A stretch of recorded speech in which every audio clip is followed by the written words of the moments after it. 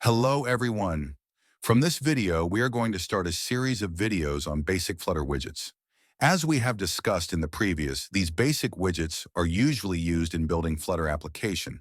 We will discuss some of most common basic widgets like container row column, text icon, image card, text field buttons, forms table list. In this video, we will demonstrate container widget. That is what is container and what are the major properties of container widget.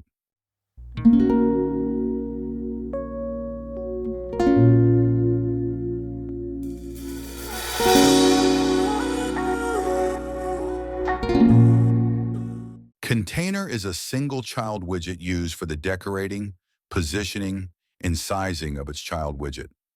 It is a box, just like div in HTML, that can contain other widgets and allows you to customize its appearance on the screen.